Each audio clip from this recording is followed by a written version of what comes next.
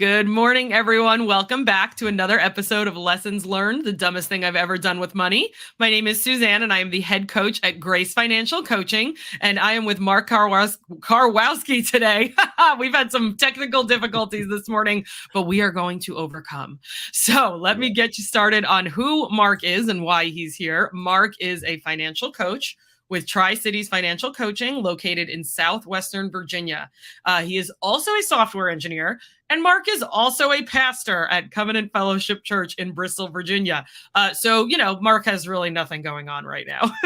When it comes to coaching, Mark loves to help his clients break the paycheck-to-paycheck lifestyle and instills hope by providing those tools that we need to develop a solid financial plan. And Mark truly believes that financial peace is within everyone's reach. So if you're hearing this and you think it can't be you, Mark's probably going to tell you you're wrong, right, Mark? I will. So how did you get into the financial coaching side of things? Let's start there first before we go to your other endeavors. Yeah, for sure. It's a interesting story. So of course we had our own journey, and it was just, trying to figure things out with money, and then discovered the Ramsey team. And so we started applying that in our lives. And then I wanted to help others because this stuff works. And so I started actually doing Financial Peace University. And I did that for many years with incredible success. People coming through, just lives being changed. And, people sometimes, with FPU, I think the way I like to look at it is you're kind of handing out the tools in kind of a high level process. But then I think people tend to maybe struggle applying it to their life and their situation. And that's what I was seeing through FPU. So while it was changing lives, some people were still struggling. And so I thought that, if I got involved on the coaching side as well, that I'd be able to walk with people more one-on-one through their journey. And so that's really what got me interested in doing it and why I pursued it. Yeah, when I went through Financial Peace University, because that's how I got started also, I was single. And so they paired the single people up with other single people. And it was a very large class. And I got paired up with a woman who was probably 10 years older than me. And we got to the retirement lesson, and she just had a full breakdown, full on breakdown. So if I was 30, she was 40, and she had not saved a penny towards retirement. Yeah. And just full on meltdown, left the class, never came back. And I think sometimes when we, as wonderful as FPU is, and it introduces people to the material, sometimes people get overwhelmed because it's all of the information at once. And I'm guessing that's what you found too. Yeah, no, exactly. It is. It's all at once. People can get overwhelmed. And that's where, as a coach, we can help calm people down and go, right? No, that's why it's called the baby steps, step by step. Don't worry. You don't have to take, you're getting the information all at once, but you don't have to, do it all at once. Right. And so that is definitely the challenge. And I will say something, a testimony on that. One of my clients in retirement and has achieved baby step 7, while in retirement. So the one thing I always tell people is, yes, start as soon as you can. Yeah. But this stuff works no matter where you are, whatever age you are, no matter what you're making, no matter where you are, it works. Sure, start earlier. It's more effective, but right, it does work. you can do it. Definitely. Yeah.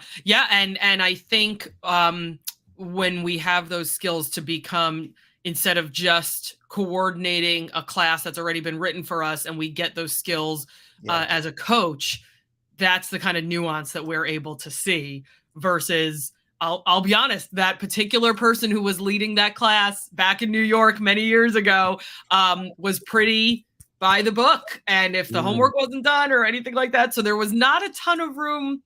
I don't want to say there was not a ton of room for grace, but there was not a ton of room for people to kind of work through their own individualized issues. And obviously this was something that this person had probably had guilt about to begin with. And so we get to the retirement lesson and she just loses it. And so I do hope that she found her way back, obviously. Yeah, I hope so. But the one nice thing though about the FPU is that people come in there and realize they're not alone.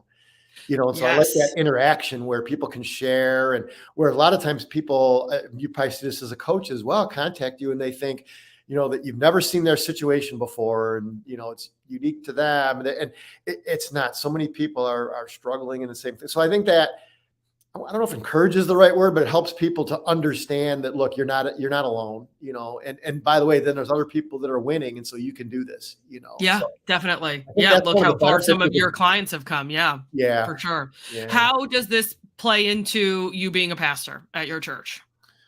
Well, what I did is I got into ministry back in around the mid 2000s. It's one of those calling things, like everybody says, and you fight the calling, and you're like, no, and God says yes, and then your wife says, I think this is what we need to do, and so we started jumping in, trying to find our way, and then it was around when we were living in Michigan at the time, in 2012, we actually were called to go and be lead pastors at a church, and so we did that for almost 6 years. Wow. And I kind of backed out of the engineering stuff, because Lisa, I'm engineer, and I'm working mostly in kind of the cybersecurity area now, which is huge, and so was doing that stuff, and kind of left that to go full-time ministry, and then went back kind of in a consulting role. So I always kept my fingers in the engineering stuff as well. Um, and then after like 6 years, we just felt, the stirring and a change too. And then an opportunity came up within the engineering to do the move to Virginia. And so we said, let's give this a try. And we absolutely love it. Southwest Virginia is incredible. We're right in the mountains. We're on the border of Tennessee and Virginia. Yeah. And it's just incredible. And so it's home. That's home now.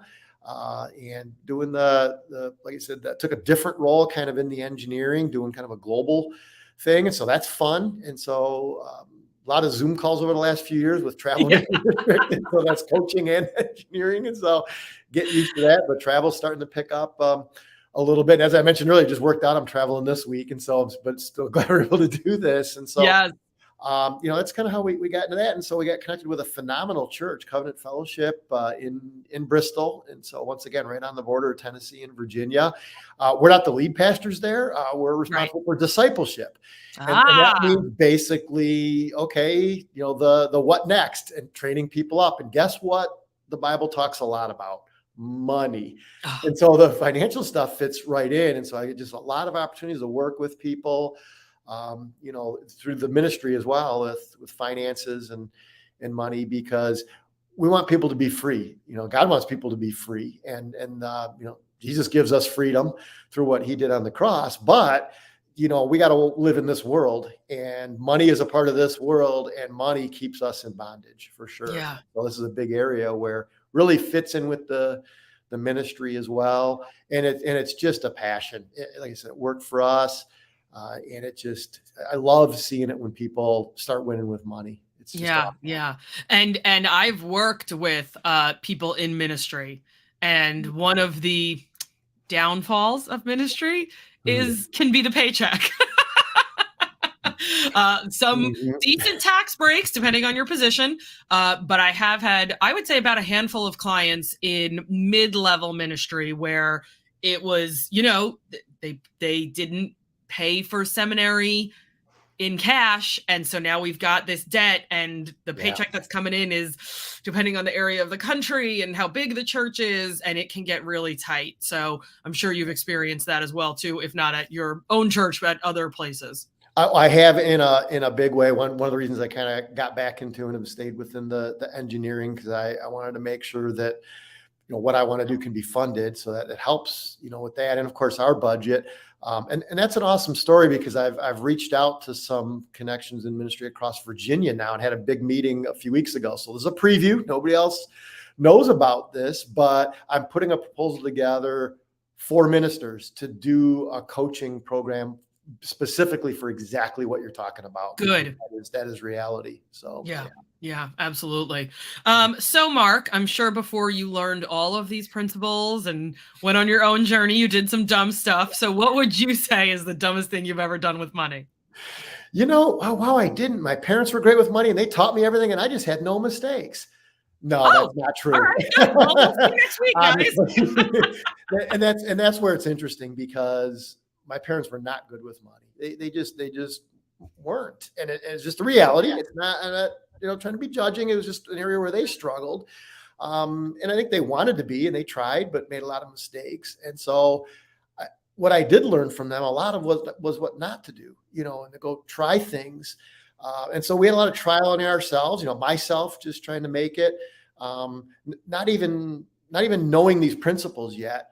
When I went to college, I just didn't have money. So if I needed to go, I had to pay for it. And so I worked. And now I'm like, that's kind of what I teach. Right. And so but that was completely by accident. And so went through college debt free, got out, get married, and we're just trying to make a go of it and just do the best we can. And probably the biggest, I'll say, mistake would be the vehicles. So I was traveling a lot, and my theory was well, everybody has a car payment. That's normal. And get a new vehicle because I'm traveling and my wife with young kids needs a good, safe vehicle. And so, it's the price to pay. And this is what you got to do, okay. Some truth to that. But then when you really dig into it and you look at it, well, okay, a good used vehicle can be reliable. I had someone complain to me. Well, the client didn't complain to me. She was relaying a story about somebody else who was complaining that her brand new Mercedes had been totaled. Ooh. Someone drove into it while it was parked. So by no fault of this other person's own. Yeah. But the client relayed to me last night that this person is quite angry that they have been put in a 2020 Toyota Corolla. Or Toyota Camry, right? That's the bigger one. They are very upset about it. And I said, the inside of a 2020 Camry or Corolla to me would probably look like a spaceship based on the age of my vehicles. Yeah. A 2-year-old car to me is completely foreign, but for you guys, that was the norm. Well, and we lived in Michigan, and it was the auto capital, right? So, right? I mean, it's, get the new vehicles, and you're immersed in them, and yeah, and so it was the norm, and so and then to learn and break out of that. The best part was not only us realizing that, and I can tell you testimony after testimony of every vehicle we've bought, and once we figured that out, that it's been literally almost a miracle how it's worked out with deals we've gotten and opportunities that came up. And I believe because we're doing it that way. And so I am now, that's one of the biggest things I'm firm on, is really teaching that no. And I wouldn't have that such a strong belief there had I not gone through what we went through and did that. So no regrets. Good. But I would say definitely not a smart, move with money. And I still run into a lot of people, and I still get a lot of family members others that will say, no, this is just what you do. And not us. Yeah. And so what did you guys have? You guys had 2 brand new vehicles, lease, what finance, what exactly did you guys have? Typically we would do 1. So we weren't, too bad. And I was blessed because I would get a lot of times use of company vehicles at work. So I could keep an older vehicle, let's say to have it. But in a lot of times I could get, a company vehicles doing a lot of vehicle testing. So we had to evaluate things. And so that was nice. That was a benefit. Okay. And so then we just did the 1. So yeah, it definitely could have been a lot worse. The 2 would have, yeah. Well, because what we did is my wife and I met at General Motors, and we basically decided that, she's going to stay home and raise the kids. And so we went from 2 incomes to 1, and then that's when it was like, okay, we got to do things different. We got to do things differently. Right. Yeah. So somewhere deep down, you had the innate sense that you didn't want the debt because you knew we can't have 2 new vehicles because we can't afford it. That's not the norm these days. No. The thought process seems to be more of, I'll pay it off eventually. Oh, I'll knock that credit card out at some point. And we wake up 2 years later and we haven't made any extra payments on the car payment. The credit card has now doubled in balance, and we're stuck. So how do you help people who you see who don't have that baseline of what you had of, we can't afford this, so we're only going to get 1 car, versus people who say, well, I can't afford either of them anyway, so I'm just going to do both? Yeah, that's the challenge. And really where it is, what I like, to focus on is first of all, the issue that people have, as you well know, it's not a numbers problem. It's not a money problem. It's the person in the mirror problem. Yeah. And so we start with just addressing that, making sure that they're aware of that, because a lot of people think that it's all about the numbers, and okay, the numbers are important, but that's not the issue. You got to get, your mindset. It's more mindset. And so we start there. So okay, what are your goals? What do you want to do? Okay. And then the numbers have to support those goals. And so then, if they don't, well, okay, can you change the numbers at all? Right. You have two knobs to turn, right? In the cash flow plan: spend less, bring in more. Okay. So if the numbers don't support your goals, you change the numbers. If you can you bring in extra money? Can you cut some things, or can you change your goals? So the two vehicles might be a goal, but if the plan doesn't support that, then that needs to be reevaluated. And then that leads usually to the mindset change. Because that's what needs to happen. What besides cars and the cliche that you just used earlier of everybody has a car payment, what else do you see today that is persistent, that you seem to have to overcome with every new client or every new student in your class? Some sort of prevailing mindset that we need to break, societally speaking. What I think it is now is fear more than anything. Really, it used to be. I mean, well, like Dave Ramsey says, that is normal, and so people would think that, and then they weren't afraid because of that. But now, with just the way things are, things that have just happened in the world over the last few years, current economic situation, inflation, and people are going, whoa. What I used to just take for granted, what I used to be able to do. And I think they're realizing too that more money doesn't always get you out of these situations. It doesn't fix things. And so I've, talking to some people that actually make pretty good money, yet they're still afraid. Yeah. And so that's where I think breaking the myth that a budget is restrictive, but it actually gives you freedom, has been the biggest thing that I think has helped, because people, I've tried budgeting, it doesn't work and it's too restrictive. Well, it's your plan. If it's not working, change it. And that's the thing. And so it sounds simple, but and it is, but it's life-changing for people. And then they realize it's not restrictive, because you have freedom, because you are now telling your money where to go. And when you have freedom, that replaces fear. And so to me, that's the biggest thing, because, I think a lot of people are just wondering where their money went. Yeah. And once you get control over that fear does go away. Right. And I think to the point of, I've definitely had people say this to me. It's typically men. I believe it or not, when I talk about having a category in a budget that is fun money, personal money, whatever you want to call it, right? So let's assume this imaginary male is married, and the feedback I've gotten numerous times is that I don't want to be told what I can and can't spend money on. That's fine, right? Control issue, but that's fine. Sure.